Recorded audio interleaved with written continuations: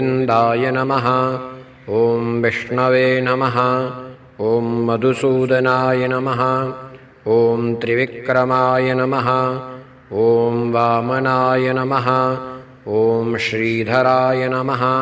ॐ ऋषिकेशाय नमः। ॐ पद्मनाभाय नमः।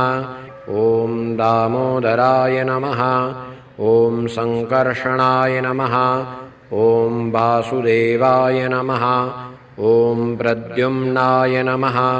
ॐ अनिरुद्धाय नमः। ॐ पुरुषोत्तमाय नमः। ॐ अधोक्षजाय नमः। ॐ नारसिंहाय नमः। ॐ अच्युताय नमः। ॐ जनार्दनाय नमः। ॐ उपेन्द्राय नमः। ॐ हरये नमः। ॐ श्रीकृष्ण परमात्मने